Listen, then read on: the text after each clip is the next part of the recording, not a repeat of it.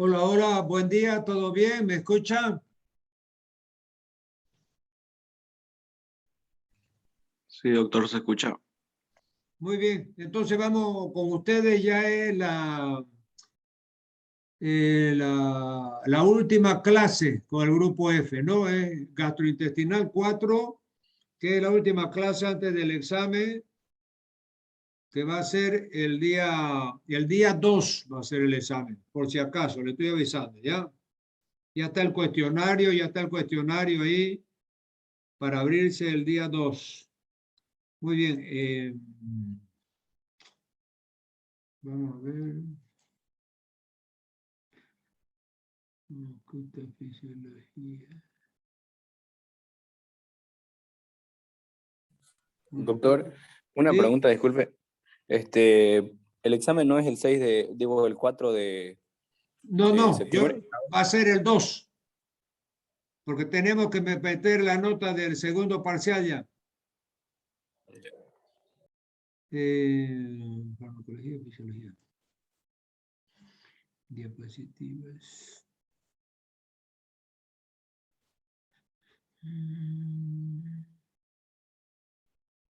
Fisiología.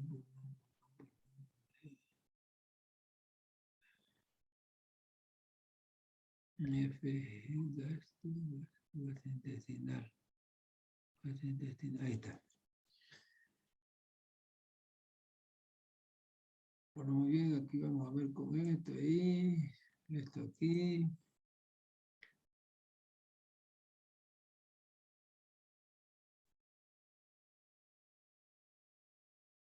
Muy bien, entonces vamos a compartir. Aquí está.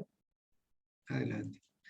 Ok, entonces aquí tenemos el juego de diapositivas de gastrointestinal 4. Vamos a comenzar rápidamente. Aquí está. Muy bien. Tenemos aquí entonces el sistema digestivo. Ya hemos visto todas estas partes. El número 1, que era la generalidad del aparato digestivo. El número 2, la motilidad gastrointestinal. La número 3, que son secreciones gastrointestinales. Y la número 4, digestión y absorción. Entonces, aquí prácticamente como un concentrado, un resumen de toda la parte del sistema digestivo, así a grandes rasgos. Fíjense aquí la primera diapositiva. El páncreas vierte sus secreciones exócrinas al duodeno. ¿Ya? Entonces vamos a recordar un poco la anatomía. Aquí tenemos el páncreas, aquí tenemos la segunda porción del duodeno, aquí tenemos la ampolla de Vater donde desemboca el Wilson y desemboca el colédoco. Aquí viene el colédoco con la bilis y aquí viene el Wilson del páncreas. Ambos en la segunda porción del duodeno. Entonces aquí está en forma más grande la papila pancreática, es decir, el hepático común, la papila duodenal o ampolla de Vater y la luz del intestino, y aquí tenemos el entroncamiento hepatopancreático, o sea, el esfínter hepatopancreático. ¿Qué quiere decir? Aquí fíjense, viene el Wilson del páncreas y viene el conducto colédoco del hígado. Muy bien, sigamos. El páncreas secreta enzimas digestivas y bicarbonato al duodeno. Habíamos visto, aquí también está nuevamente el páncreas. Vamos a poner el apuntador. Aquí está el páncreas, aquí está el Wilson. Y el Wilson va a vertir su contenido, que era la tripsina, quimiotripsina, carboxi polipeptidasa, elastasa. Esas eran las enzimas que vertía el Wilson en la segunda porción del duodeno a través de la papila o ampolla de Vater.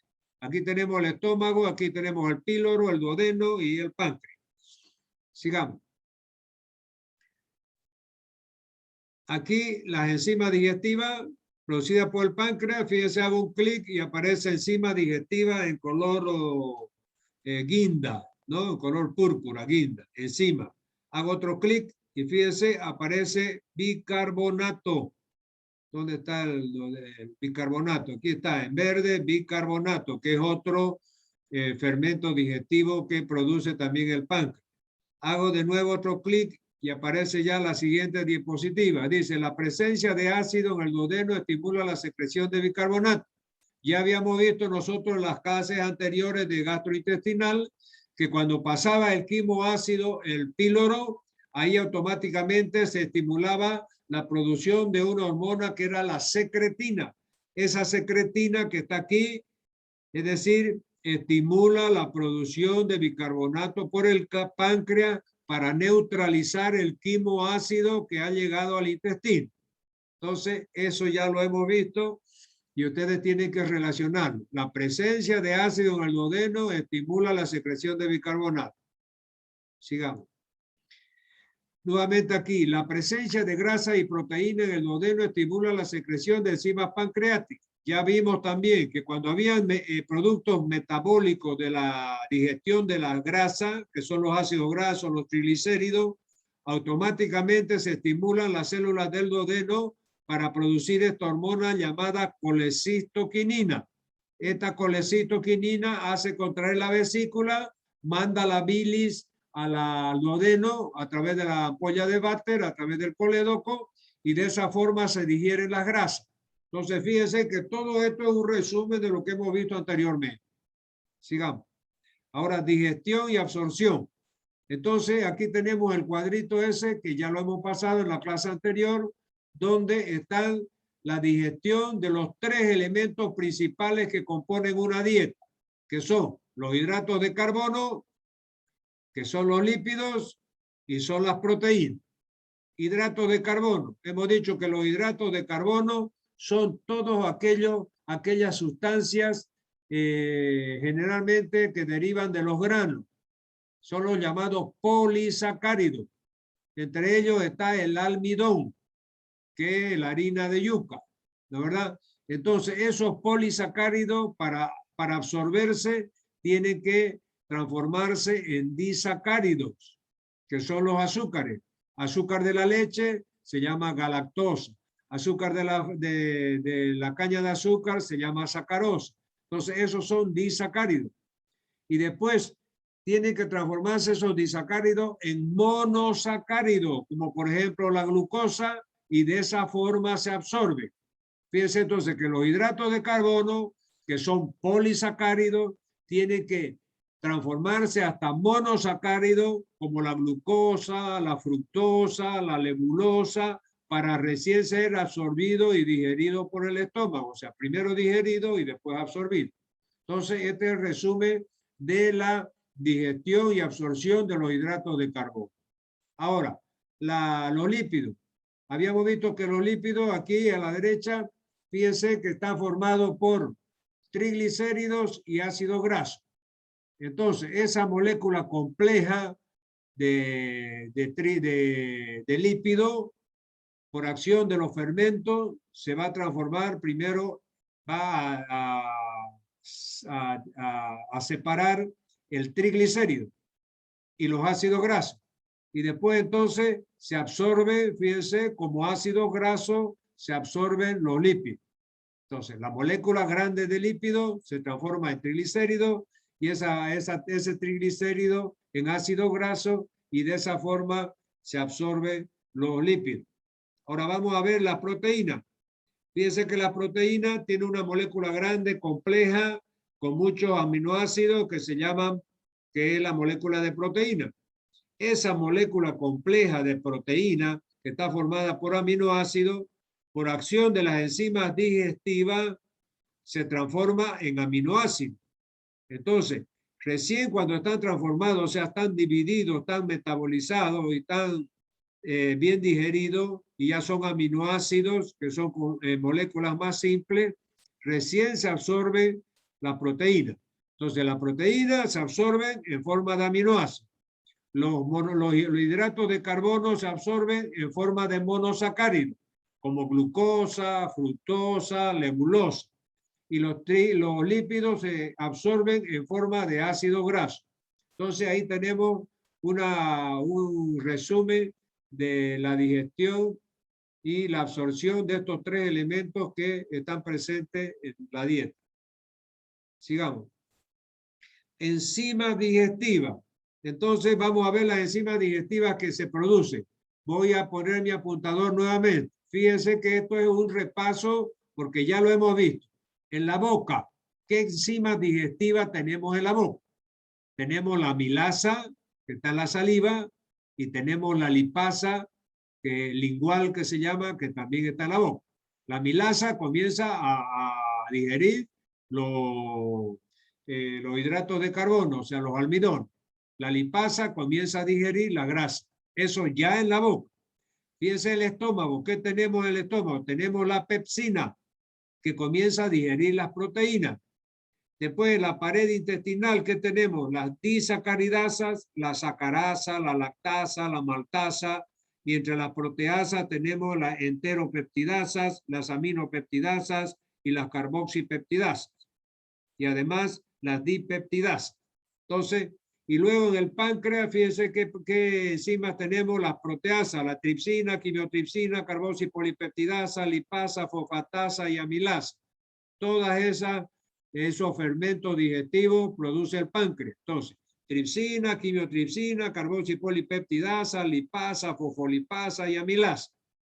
Así que tienen que saberlo todo eso, porque eso es un resumen. Por eso es que yo le había dicho que esta última unidad académica, este último tema, es un resumen de todo lo visto en la parte gastrointestinal. Sigamos. Las enzimas digestivas se secretan como precursores inactivos. Ustedes saben de que la mayoría de los fermentos digestivos tienen sus precursores. ¿Qué quiere decir precursores? ¿De dónde proviene? Supóngase, el fermento digestivo que produce el estómago, que se llama pepsina, que es la que digiere, comienza a digerir las proteínas, proviene del pepsinógeno. Entonces, el pepsinógeno es la forma inactiva de la pepsina. Entonces, este pepsinógeno se tiene que activar para transformarse en pepsina. Esta tripsina, que es un fermento digestivo del páncreas, su precursor es el tripsinógeno. Entonces, este tripsinógeno tiene que activarse para transformarse en tripsina activa. Luego tenemos la quimiotripsina, es la forma activa, y su precursor es el quimiotripsinógeno. Este quimiotripsinógeno, al activarse, se transforma en quimiotripsina. Y esta otra enzima llamada la carboxipolipeptidasa tiene su precursor, que se llama procarboxipeptidasa. Al activarse, se transforma en carboxipeptidasa. Muy bien, sigamos. Aquí tenemos: en la deficiencia de lactasa, la digestión de leche produce diarrea. Ustedes han visto que cuando van al supermercado hay varios tipos de leche, ¿no es verdad? Es decir, hay personas que tienen un tipo de alergia al azúcar de la leche. ¿Cómo se llama el azúcar de la leche? Se llama lactosa. Lactosa, ¿no es verdad? Muy bien. Entonces, en los supermercados hay leches ya que vienen sin lactosa. Son leches deslactosadas, justamente para evitar ese problema que les causa en esos pacientes que tienen deficiencia de la enzima lactasa, que es la que digiere la lactosa. Entonces, aquellos que tienen deficiencia de la lactasa van a tener diarrea cada vez que toman una leche integral, una leche entera. ¿Por qué? Porque al no tener esta enzima, que es la lactasa, que va a desdoblar la lactosa, entonces la lactosa no se desdobla y va a quedar en la luz del intestino. Eso va a hacer que se absorba agua al interior del intestino y los pacientes tienen diarrea. Entonces, fíjense, este intestino delgado, esas bolitas azules, es la lactosa que no se absorbe. Es decir, esa lactosa no tiene quien la digiera, porque no tiene la lactasa, que es la enzima que digiere esta lactosa. Entonces, al permanecer la lactosa en la luz intestinal, fíjense, atrae agua, gas, y el intestino se distiende y viene la diarrea. Entonces, los pacientes que tienen deficiencia de lactasa, que se la conoce como alergia a la lactosa, pero lo correcto es el término es que no tienen esta enzima llamada lactasa, que va a desdoblar y digerir la lactosa, que es el azúcar de la leche. Entonces, por eso se dice que estos pacientes tienen alergia a la lactosa de la leche. ¿Ya? Muy bien. ¿Por qué? Porque cuando toman una leche integral con lactosa, le da diarrea por este mecanismo. O sea, se absorbe la presencia de lactosa en la luz intestinal, absorbe agua, aumenta el peristaltismo del intestino y comienza a tener deposiciones diarreicas con abundante gas. Sigamos. Entonces, aquí hay un cuadro estadístico, fíjense, la deficiencia de esta enzima lactasa, que es el azúcar de la leche, varía según el origen geográfico.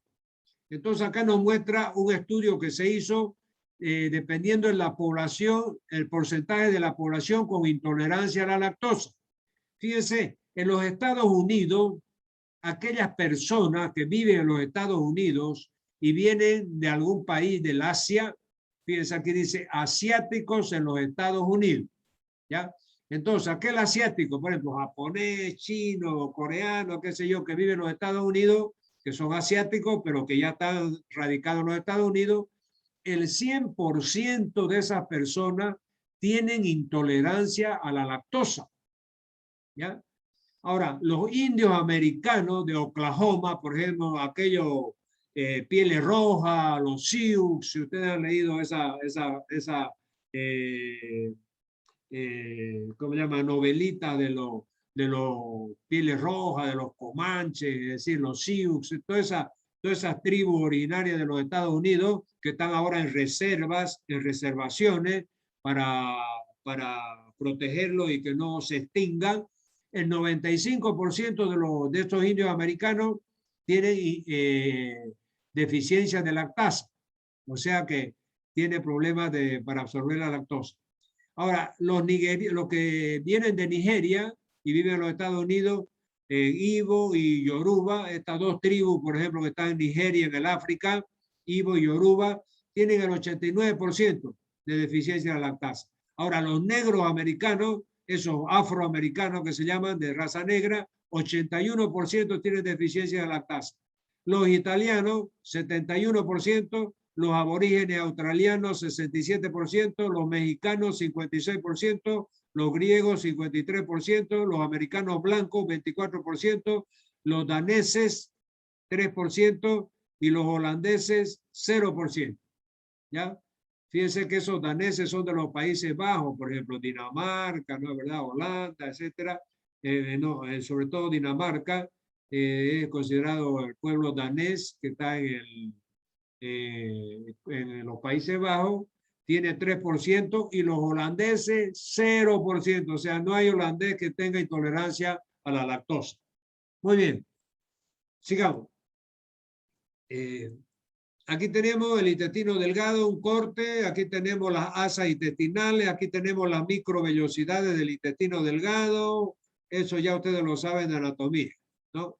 Después tenemos los monosacáridos, se absorben acompañados por el sodio. Aquí ya habíamos visto esta imagen, fíjense, de un transporte de membrana. Entonces, ¿cómo se absorbe el sodio? Fíjense que los monosacáridos se absorben conjuntamente con el sodio. Entonces, fíjense que agarran el mismo carrier es transportador en inglés. Entonces, fíjense que está afuera, aquí está la célula.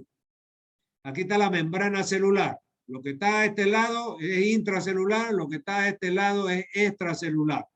Entonces, fíjense que aquí este carrier, que es la proteína transportadora, sube la molécula de sodio y sube la molécula de glucosa, y el carrier lo transporta adentro de la célula. De esa forma, fíjense, entran los monosacáridos. La glucosa es un monosacárido. Entonces, para que la glucosa entre dentro de la célula, tiene que hacerse a través de un transporte activo utilizando este carrier o proteína transportadora. Aquí tenemos la absorción de los aminoácidos. Ya hemos visto que la proteína que son unas moléculas, voy a poner mi apuntador, la proteína que son unas moléculas complejas, fíjense, por acción de las proteasas pancreáticas se transforman en péptidos. Estos péptidos cuando son pequeños se absorben directamente, y cuando son aminoácidos también se absorben directamente.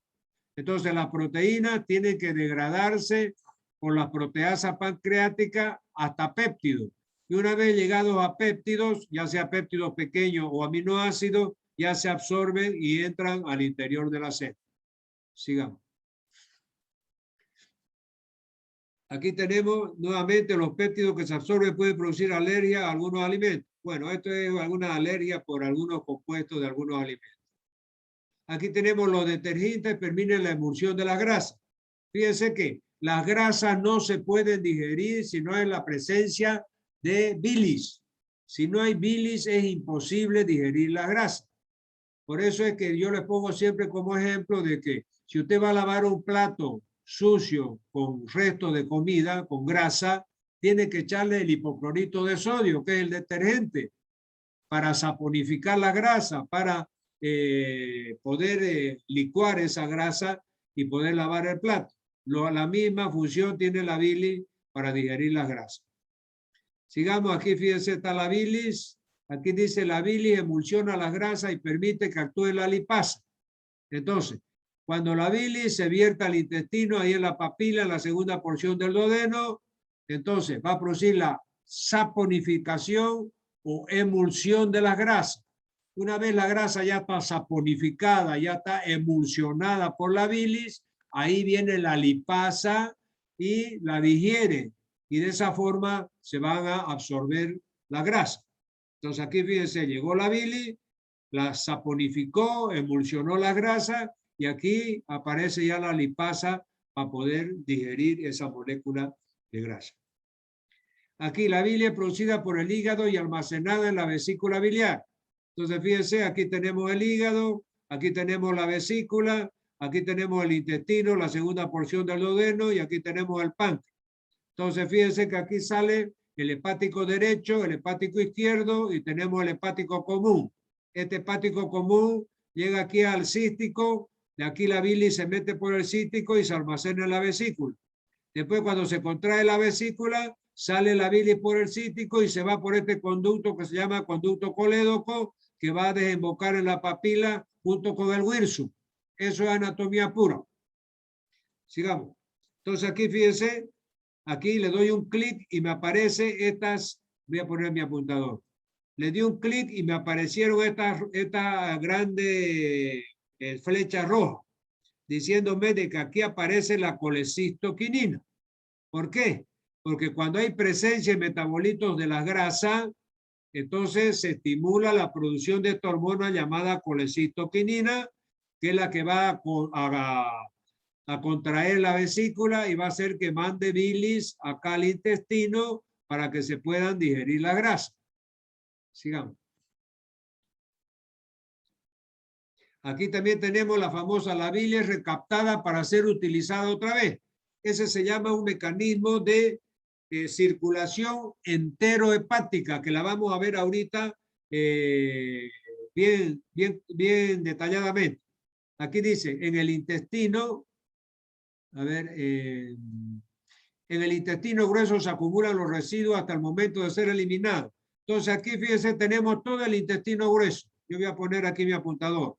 Este es el intestino grueso. El intestino grueso comienza aquí en el ciego. Aquí tenemos el apéndice y aquí está el ciego.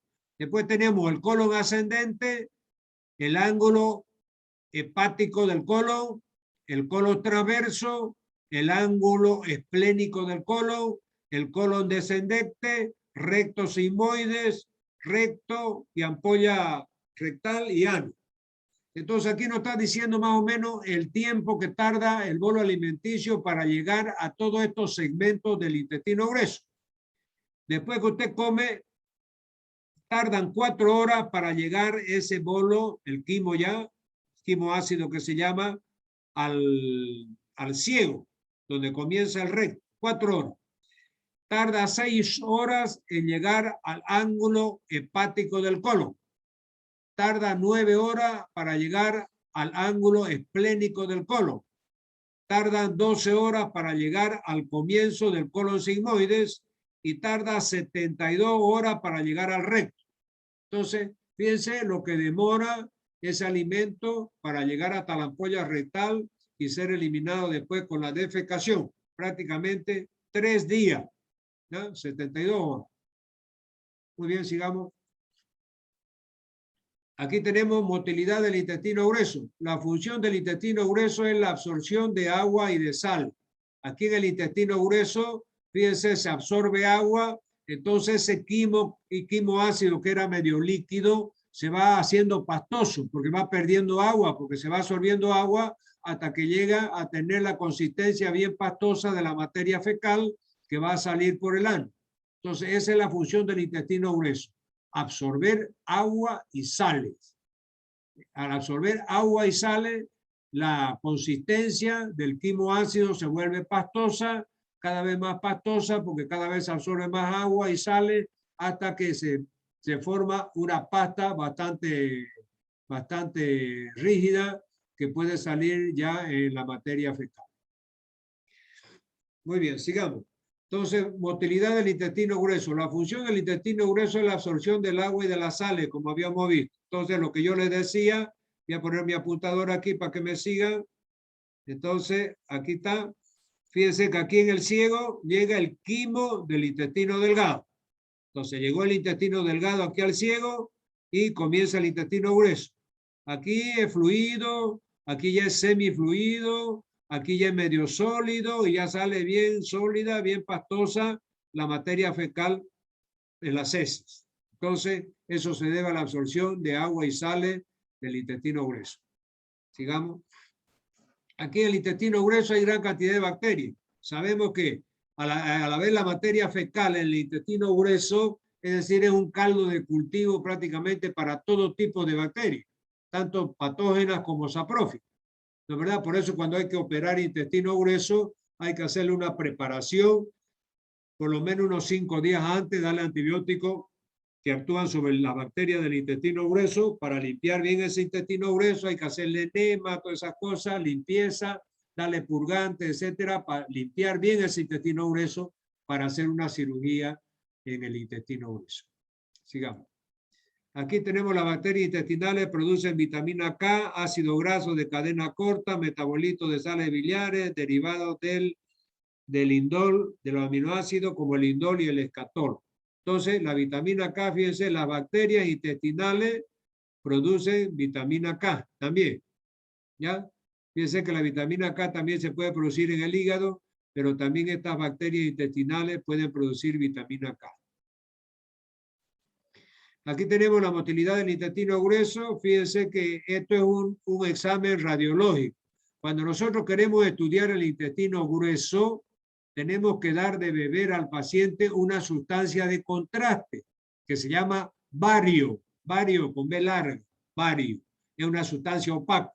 Entonces le damos de beber y vamos viendo que esa sustancia opaca, vamos tomando radiografía y vamos viendo que esa sustancia opaca va progresando desde la boca hasta el ano. Entonces cuando llega a todo el sistema del intestino grueso, fíjense que este es el intestino grueso, aquí comienza, a ver, voy a poner mi apuntador, aquí tenemos el colon, aquí comienza el colon, aquí está el ciego, fíjense que esto blanco es el bario que se le ha dado de beber a esa persona. Entonces esta sustancia de contraste nos va a permitir ver toda la anatomía del intestino grueso. Vemos las austraciones. Austras son estos como unos sacabocados que tiene en forma irregular. Esas son las austras del intestino grueso. Fíjense que todas esas austras están llenas de bario y nos está dando, aquí tiene el colon ascendente, colon transverso, colon descendente, colon sigmoide y recto, ¿verdad? Entonces, sustancia de contraste llamada bario nos permite hacer el estudio radiológico contrastado del intestino grueso o colon. ¿Ya? Sigamos. Austras. Fíjense que le he dado un clic y nos ha aparecido la definición de austras que yo les decía con H. Son contracciones similares a la segmentación, pero más lentas. Su función es absorción de agua y sal. Entonces, fíjense que el intestino grueso, es decir, se va contrayendo y está formando estas austras con H, ¿ya? Y eso permite que se absorba agua y sales en el intestino grueso y se vaya solidificando la materia fecal. movimiento en masa. Entonces, aquí están las austras, que son los movimientos peristálticos del intestino grueso, y a veces hay movimiento en masa. Por ejemplo, cuando usted tiene ganas de ir a evacuar el intestino, ganas de defecar, es porque hay un movimiento, fíjese, en masa. Toda esta materia fecal que está en la parte final del colon sigmoide y del recto, comienza a entrar a la luz del recto y comienza a estimular el esfínter anal interno. Después se abre automáticamente el esfínter anal interno y después el esfínter anal externo es voluntario. Si la persona lo relaja, sale la materia fecal y se produce la evacuación. Sigamos.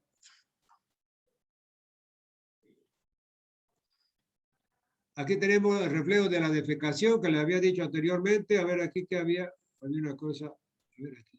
Ajá. No, esto era que habíamos dicho contracción de una porción larga del intestino grueso, función, mueve las heces hacia el recto, ocurre después de una comida, el reflejo gastrocólico.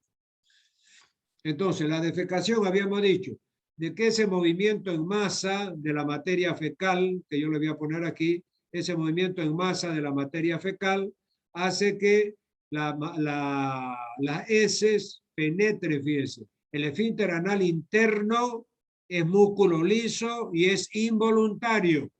Aquí no, usted no voluntariamente no lo puede relajar. Este esfínter anal interno, su relajación o su contracción es involuntaria. Y aquí, ¿qué es lo que pasa? Viene este movimiento en masa de la materia fecal que está aquí en la porción final del colon sigmoide. Al penetrar en el recto esa materia fecal, se relaja en forma involuntaria el esfínter anal interno y después sigue avanzando esa materia fecal. Al llegar al esfínter anal externo, que ya es voluntario, es un músculo esquelético, si usted lo relaja porque está en el baño y va a evacuar, entonces ahí sale la materia fecal. Pero si le viene la gana de evacuar y usted está en la calle, entonces usted no relaja el esfínter anal externo y por lo tanto la materia fecal queda retenida ahí entre el esfínter anal interno y el externo. Y ya cuando tengo oportunidad de estar en un servicio higiénico, en un bañero, ya recién se relaja el esfínter anal externo y se produce la evacuación. Muy bien. Entonces aquí uno, los movimientos en masa llenan el recto.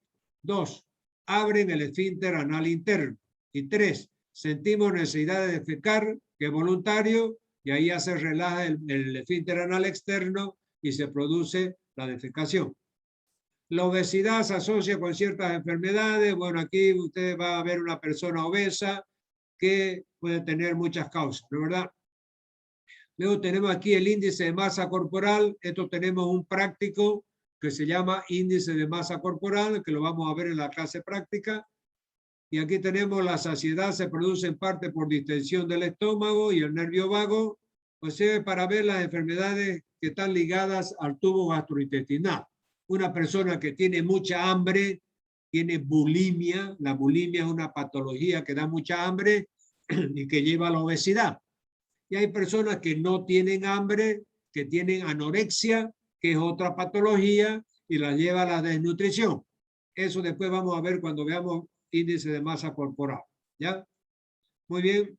Con esto entonces terminamos la parte de gastrointestinal. Voy a compartir un poco.